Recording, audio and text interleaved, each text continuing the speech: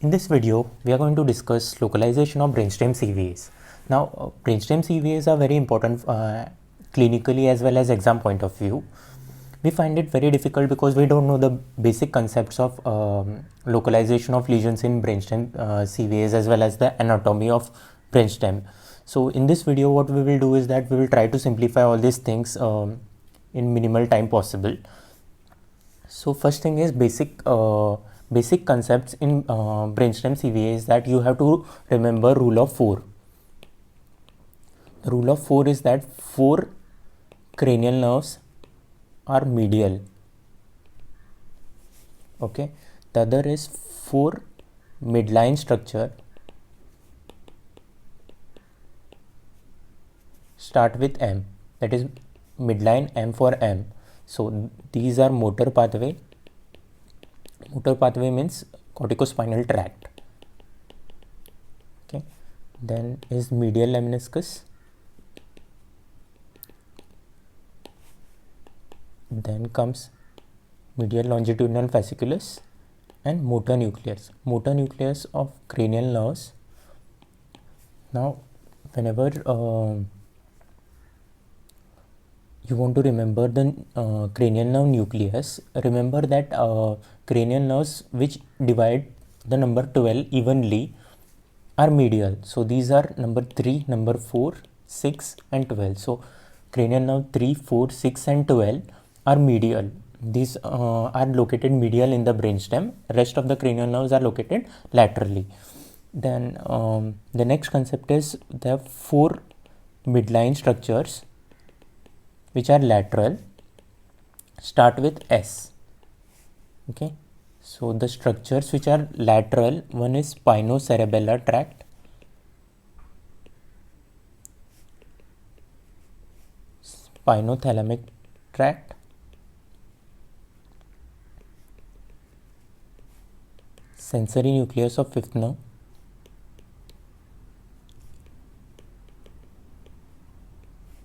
and one more important thing is sympathetic tract. So the rule which you need to remember that there are 4 cranial nerves which are medial. There are 4 structures which are medial, which start with which are present in the midline, which start with M. So those are motor pathway, medial lemniscus, medial longitudinal fasciculus and motor nucleus. Motor nucleus of cranial nerves which divide the number 12 by evenly. So these are 3, 4, 6 and 12, and there are 4 structures which are lateral. All lateral structures start with the letter S, that is spinocerebellar tract, spinothalamic tract, sensory nucleus of the fifth nerve, sympathetic tract. Now whenever you want to localize any lesion in the brainstem, you should draw this diagram.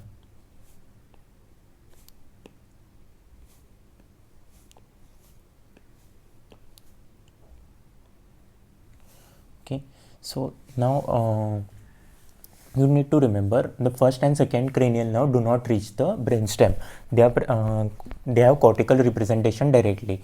So then the rest of the 10 cranial nerves have brainstem nucleus.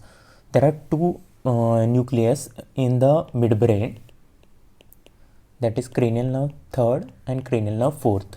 Pons has 4, that is the next 4 numbers, that is 5, 6, 7 and 8, and the medulla has the rest of the 4, that is 9, 10, 11 and 12.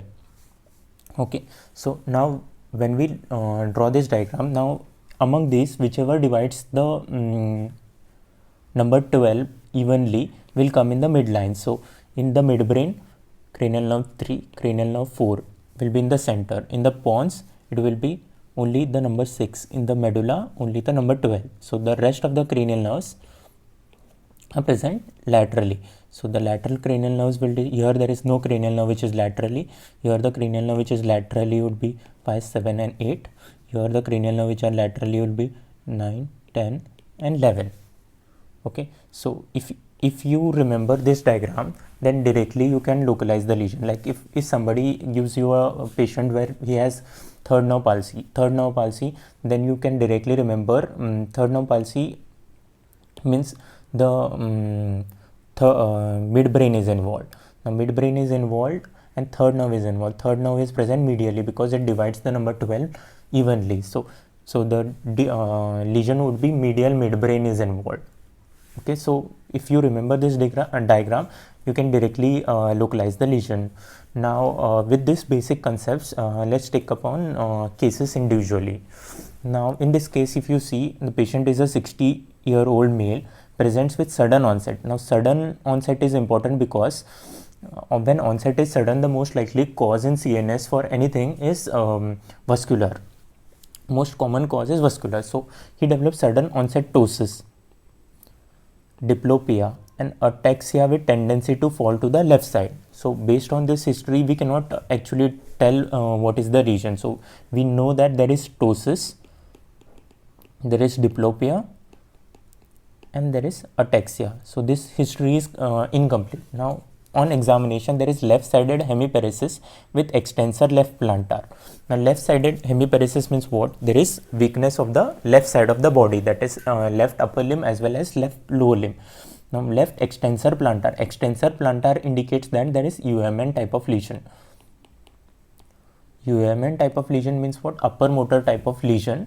This is due to lesion of the corticospinal tract. So based on this examination, we can conclude that there is lesion of the corticospinal tract. So as we know that corticospinal tract decussate at medulla. So any lesion above the medulla of the corticospinal tract will cause contralateral lesion, and below that will cause ipsilateral lesion. Next, what they have given is loss of pain and temperature and proprioception on the left side. So there is left-sided hemiplegia with loss of pain and temperature as well as proprioception on the left side. Loss of pain and temperature means what? Pain and temperature is carried by spinothalamic. So spinothalamic tract is involved. Then proprioception is carried by dorsal column. So dorsal column is also involved.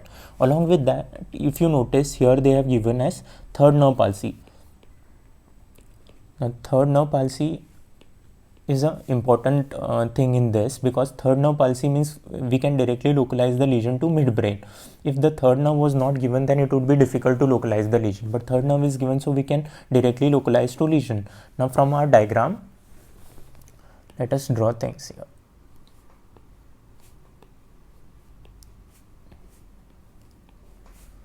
Midbrain, pons, medulla. So midbrain has cranial nerve 3, cranial nerve 4, here 6, cranial nerve 12. So now lesion is midbrain is involved because cranial nerve 3rd is involved, and the cranial nerve 3rd is in the center. So midline lesion of the midbrain. This much we can conclude based on only third nerve involvement. Now there are additional things such as left-sided hemiataxia and intentional tremor. Now how do you correlate all these links in one particular lesion? So for that, let us draw midbrain roughly. So this is a rough cross section of midbrain. Now midbrain has 3 parts. One is the tectum, where you can find superior colliculus. So this part is called as tectum. Then here there is one important thing called as substantia nigra. Substantia nigra is dopamine containing, so it is dark in color. So here is substantia nigra. So this much part is called as tegmentum, and the third part is crus cerebri. So this diagram is basically the simplified diagram of midbrain. If you go through the books, you will find very much complex diagrams. So here there is cerebral aqueduct. Okay, now you need to just remember few things. As I said, the midline part, there are as per this list which we midline, there is motor pathway, medial lemniscus, MLF and motor nucleus. So motor pathway is midline here. So these two is corticospinal tract. So corticospinal tract, when it descends from the cerebrum, it is along with the bulbar fibers also. So it is corticospinal along with corticobulbar fibers, which also carries UMN to our facial nerve. Now beside this aqueduct, there are on either side there is third cranial nerve. So this is third cranial nerve. It is oculomotor nerve. Here beside the oculomotor nerve, there is one nucleus called as red nucleus.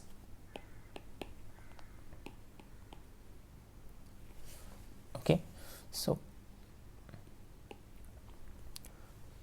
beside red nucleus, from medial to lateral, there are 3 lemniscus here.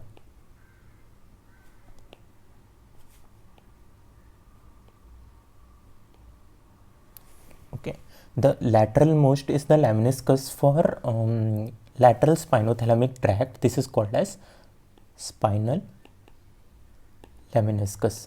This is spinothalamic tract. Okay, the central one is the trigeminal lemniscus.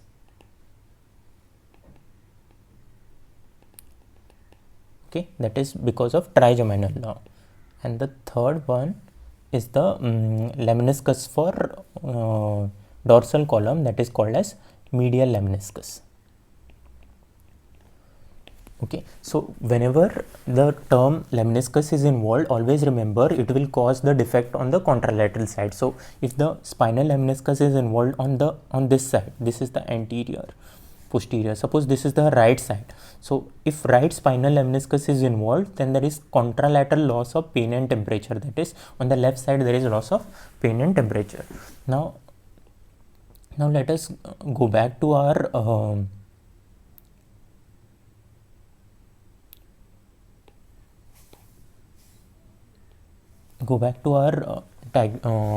case history. So here the first thing on the examination what we found is left-sided hemiparesis with extensor left plantar. Then there was loss of pain and temperature on the and pain proprioception on the left side. Third, cranial nerve palsy and left-sided ataxia. So first let us localize lesion. One thing is that there is third cranial nerve palsy is gone on the third palsy is right-sided third cranial nerve is gone. So right-sided third cranial nerve is gone means this one is involved. So one thing is that the third cranial nerve is involved. After that, the second thing was that left-sided hemiparesis with extensor plantar. Left-sided hemiparesis means if corticospinal tract is involved on the right side at midbrain, then the left-sided hemiparesis is involved. So even this area is involved. So we have third cranial nerve palsy with corticospinal tract. Now the next thing what we read is loss of pain and temperature and proprioception on the left side. So loss of pain and temperature on the left side means contralateral lemniscus has to be involved if the midbrain is. So the spinal lemniscus is involved. Along with that, there is dorsal column involvement. So there is proprioception which is involved on the left side. That means medial lemniscus is involved.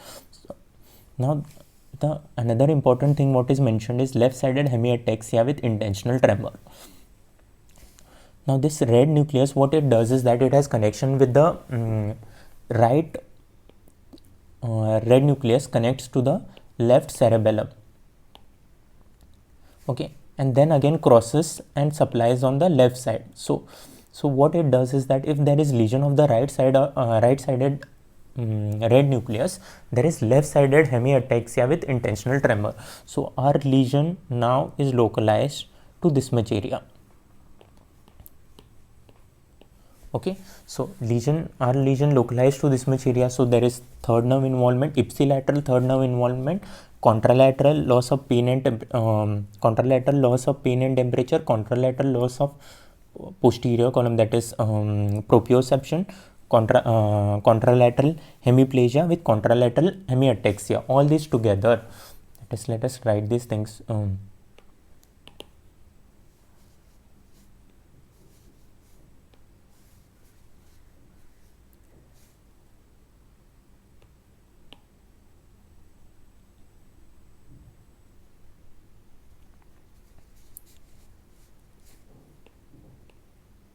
So as I said, first thing is third nerve palsy, that is ipsilateral. Okay, then corticospinal tract involvement with contralateral hemiplegia. Okay, red nucleus involvement, so contralateral hemiataxia and tremor. Okay, spinal lemniscus involved, so contralateral loss of pain and temperature. Medial lemniscus involved, so contralateral loss of proprioception. Now in this case the trigeminal lemniscus was not involved, so trigeminal lemniscus is involved, then it causes loss of contralateral loss of pain and temperature on face. So all this together is called as one syndrome, that is Benedict syndrome. So Benedict syndrome is present in midbrain where third nerve nucleus involvement is there, so causes ipsilateral third nerve palsy manifesting as ptosis, medial rectus palsy, loss of light reflex and accommodation on the ipsilateral side with contralateral hemiplegia, contralateral hemiataxia, contralateral loss of pain and temperature, contralateral loss of proprioception with contralateral loss of pain and temperature on the face. So this syndrome is called as Benedict's. Suppose instead of all these things, only if there was third nerve involvement with corticospinal tract involvement, that is ipsilateral third nerve palsy with contralateral hemiplegia, this is called as Weber syndrome. Okay, if there is third nerve with red nucleus, it is called as Claude syndrome. So these are because of small perforator arteries of the base, perforator arteries involvement. So if there is third nerve involvement ipsilateral with contralateral hemiplegia, it is called as Weber syndrome. If it is third nerve with red nucleus involvement only, then it is called as Claude syndrome. There are another two syndromes, that is Naegeli syndrome and Parinot syndrome, which is not important, but these three syndromes are important. So we'll go to the next case. Next case, here you can see there is a 60-year-old man presents with right-sided weakness. Okay, so right-sided hemiplegia is there with diplopia. Okay, this is the only history provided. On examination, if you see, there is hemiplegia, right hemiplegia with extensor plantar. So right hemiplegia with extensor plantar means right-sided corticospinal if it is below the medulla. If above the medulla, so left-sided corticospinal tract involvement. Along with that, they have given third nerve palsy. So third nerve palsy is present on the left side. So what we can get is that the lesion we can localize, because third nerve is there, is in the midbrain. So another thing, because third nerve, they have mentioned third nerve, it is in the midline. So midline, if third nerve is involved, along with another structure which they have mentioned in the midline, that is corticospinal tract. So that is motor pathway is also in the midline because it starts from M. So third nerve palsy on the left side. So left third nerve palsy with right hemiplegia with right extensor means left-sided corticospinal tract in the midbrain. So this lesion what we discussed here is third nerve palsy with ipsilateral third nerve palsy with contralateral hemiplegia due to corticospinal tract involvement is Weber syndrome. That is the lesion is localized here. Here there is the third nerve along with the corticospinal tract. So the lesion is here, that is Weber syndrome. So the diagnosis would be Weber syndrome in this case. Okay, now coming to the third case. Third case here, what they have mentioned in the third case is a 70-year-old male presents with left-sided weakness with diplopia and right-sided facial weakness. Now let us draw a diagram first here. Okay, midbrain, pons, and then medulla. Okay, so midline here is 3, 4, here is 6, here is 12, and rest all are lateral. So now what they have given is that there is left-sided weakness. Okay, left-sided weakness with diplopia, right-sided facial weakness. So right-sided facial, now we know that cranial nerves which are present in pons are 5, 6, 7 and 8. So the lesion could be in the pons. Okay, so lesion could be in the pons, but it could be higher up also. Next thing what they have mentioned is that there is left-sided hemiplegia with extensor plantar. On examination, left-sided hemiplegia. Now whatever we discussed is that motor pathway is in the midline in the brainstem. So the lesion here most likely is in the midline. But what they have mentioned is that there is seventh nerve involvement also. Now how do you explain this seventh nerve involvement in such? Then there is something mentioned here is right lateral rectus palsy. Lateral rectus is supplied by sixth nerve.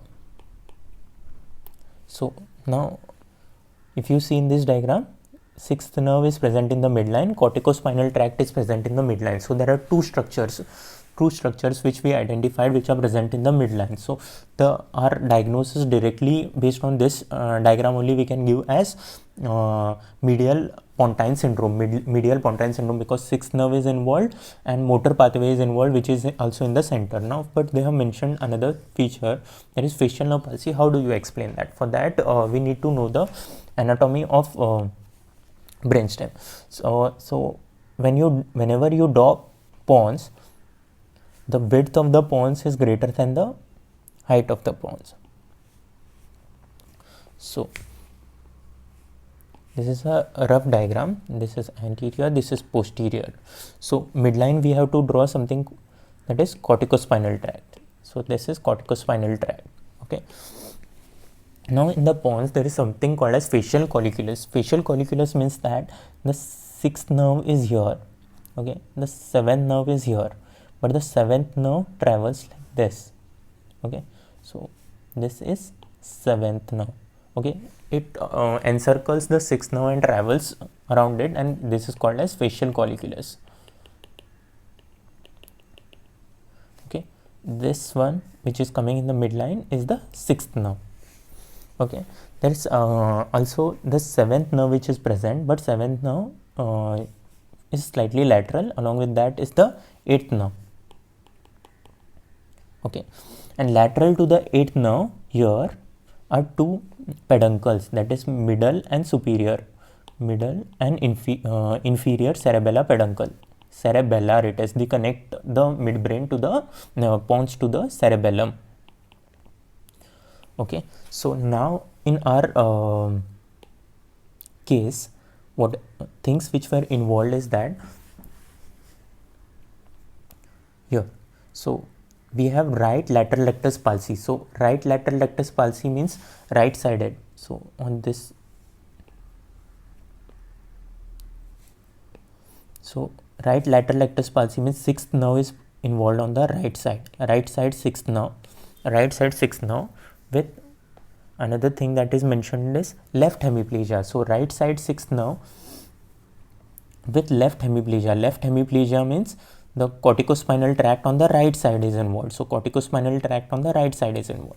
Now if you see, if the lesion is suppose involving this much, so the seventh nerve also gets involved because it encircles around the sixth nerve. So as a result, what you get is that you get ipsilateral, that is right sided sixth nerve palsy, right sided facial palsy, but you get left sided hemiplegia. This all is called as medial midbrain syndrome, medial pontine syndrome, sorry. It is also called as Millard-Gubbler syndrome. So things what we discussed in this is sixth nerve involvement, that is ipsilateral sixth nerve involvement, seventh nerve involvement, that is ipsilateral facial palsy, with corticospinal tract, that is contralateral hemiplegia. So all these together is called as medial pontine syndrome. Now suppose if there is involvement of this much area, that is the lateral part is involved. So if the cerebellar peduncles are involved, there is ipsilateral ataxia with intentional tremor and other signs of cerebellar lesions. Then there is ipsilateral 8th nerve involvement. So there is ipsilateral SNHL with ipsilateral vertigo. Along with that, ipsilateral 7th nerve, that is facial nerve involvement. So ipsilateral facial palsy. All this together is called as lateral pontine syndrome, also called as pontocerebellar syndrome. So there are two pontine syndromes what we discussed now. One is medial pontine syndrome, that was 6th nerve ipsilateral, 7th nerve ipsilateral with contralateral hemiplegia. If there is lateral pontine, so there would be 7th nerve ipsilateral, 8th nerve ipsilateral with ipsilateral cerebellar signs. If you note, in any of the brainstem, lateral brainstem syndrome, there is no weakness because of no pyramidal tract lesion. So there is no hemiplegia with extensor plantar. Weakness may be because of hypotonia caused by cerebellar lesions. However, there is no weakness with increased tone in the lateral lesions of any midbrain. So there are another two syndromes in the pons, that is Foville's and Raymond's. Those are very difficult to differentiate clinically, but these two are important, that is medial pontine and lateral pontine. Now coming to case 4. In this case, things that are mentioned are 45-year-old man presents with ataxia and difficulty in swallowing and recurrent cough. Okay, so on examination there is cerebellar signs, so cerebellum is involved. Bulbar palsy. What is bulbar palsy? Bulbar palsy means involvement of the bulb which supplies basically the pharynx and larynx. So these are supplied by 9th and 10th cranial nerve. So you get 9th and 10th cranial nerve involvement. Okay, along with that they have mentioned that there is right-sided loss of pain and temperature and left-sided hypotonia with flexor plantar. So if there is flexor plantar, means there is no corticospinal tract involvement. So corticospinal tract is gone. Now again let us draw a diagram again. So medulla, pons, midbrain, pons and medulla. So midline, what we discussed are 3, 4, 6 and 12. So rest are lateral. Now in this, what they have mentioned is 9th and 10th cranial nerve involvement. So we know that the cranial nerves which are present in the midbrain, 9th, 10th, 11th and 12th. So 9th and 10th are involved. So the lesion is basically in the medulla. Okay, so other thing is 9th and 10th, so lesion is in the medulla. Other thing is that what they have mentioned is there is hypotonia with flexor plantar. So the corticospinal tract is not involved. Corticospinal tract is in the midline. So motor pathway, it starts with M, so it is in the midline, so it is not present in the midline. So based on this, what we can say is that it is present in the lateral part of medulla. How do you confirm it? That is based on the rest of the findings. So for rest of the findings, let us draw medulla.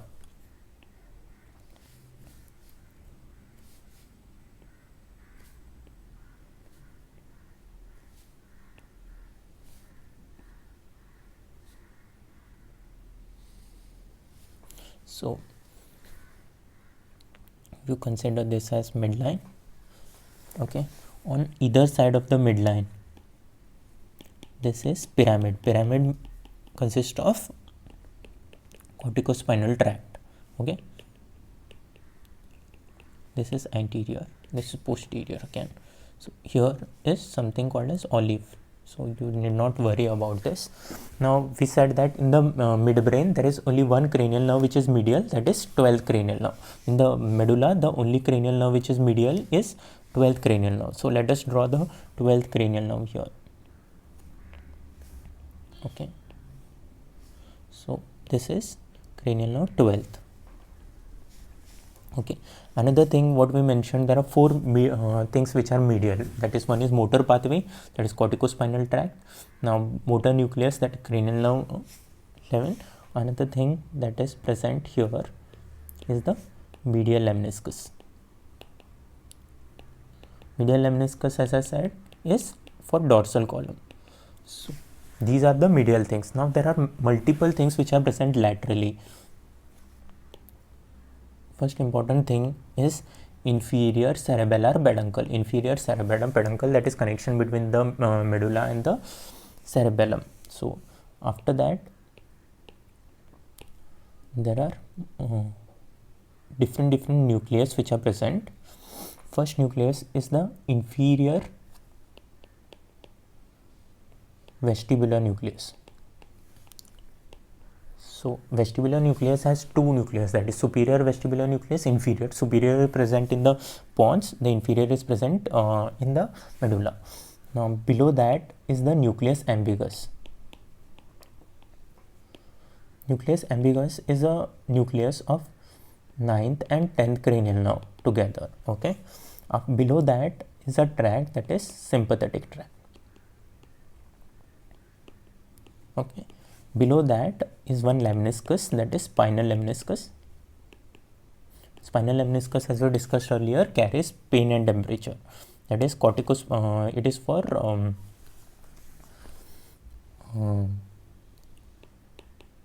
lateral spinothalamic tract. Below that is another nucleus, that is spinal nucleus of 5th nerve. Now if you see earlier what we discussed in midbrain, it is trigeminal lemniscus which causes contralateral, but here there is spinal nucleus. So if lesion of this will cause ipsilateral lesion, but spinal lemniscus is present, so it will cause contralateral loss of pain and temperature. Now in our case, what are things are mentioned is that there is left cerebellar signs. So left cerebellar signs means the left side inferior cerebellar peduncle or the left cerebellum may be involved. So inferior, let us consider it, the lesion is in the midbrain medulla and inferior cerebellar peduncle is involved. And next what they mentioned, bulbar palsy on the left side. Bulbar palsy on the left side means that there is element type of palsy of the 9th and 10th cranial nerve. So involvement of 9th and 10th cranial nerve, that is nucleus ambiguus is involved. So that is mentioned. Then along with that they have mentioned right sided loss of pain and temperature. So right sided loss of pain and temperature means contralateral spinal lemniscus is involved. So here, so spinal lemniscus is involved. Along with that they have mentioned left sided hypotonia with flexor plantar. Left sided hypotonia, causes of hypotonia are either LMN lesion, cerebellar lesion. So cerebellar lesion can cause hypotonia with flexor plantar. So again it points to inferior cerebellar peduncle. So if you see, this area is involved. So this area is involved, that is the lateral part of medulla is involved. So it is called as lateral medullary syndrome. So lateral medullary syndrome will involve inferior vestibular nucleus, nucleus ambiguus, sympathetic tract, spinal lemniscus, spinal nucleus of 5th nerve along with inferior cerebellar peduncle. So let us just document all the things in lateral medullary. So lateral medullary from top to down, if there is inferior cerebellar peduncle, so it will cause ipsilateral cerebellar signs. Okay, so below that was inferior vestibular nucleus, so it will cause ipsilateral SNHL with nystagmus. Okay, below that was nucleus ambiguus. Nucleus ambiguus is 9th and 10th nerve, so ipsilateral bulbar palsy, that is paralysis of the pharynx. Then there was sympathetic tract. So sympathetic tract involvement will cause something called as Horner syndrome. Horner syndrome consists of 5 things basically. One is meiosis, loss of ciliospinal reflex, anhidrosis, ptosis, and anophthalmos. So that is Horner syndrome. Then comes is the spinal lemniscus. Spinal lemniscus, as I said, was which carries pain and temperature. Whenever the term lemniscus is involved, you have to always remember that its lesion will cause contralateral loss of pain and temperature. Another thing was that spinal nucleus of fifth nerve. Fifth nerve, it will cause ipsilateral loss of pain and temperature on face. That is, trigeminal nerve supplies the face, but because it is not lemniscus, it will just cause loss of pain and temperature on the face. So lateral medullary syndrome, also called as Wallenberg syndrome, will have lesion because of all these three involvement. If the lesion is medial, so what all things we expect when the lesion is medial is that 12th nerve is involved, corticospinal tract is involved, medial lemniscus is involved. So thing is that if 12th nerve is involved, then it is ipsilateral 12th nerve palsy, contralateral hemiplegia because of corticospinal tract involvement, and there is medial lemniscus, so contralateral loss of proprioception. So this is called as medial medullary syndrome, also called as Dejerine syndrome. So with this, we have completed all the brainstem syndromes. I tried to simplify all the diagrams because they are given very complicated in Harrison's or any other anatomy book if you see. So with this, we finish brainstem syndromes. In our next video, we'll discuss about cerebral circulation and localization of cortical CVS. If you like my videos, kindly subscribe to my channel. Thank you.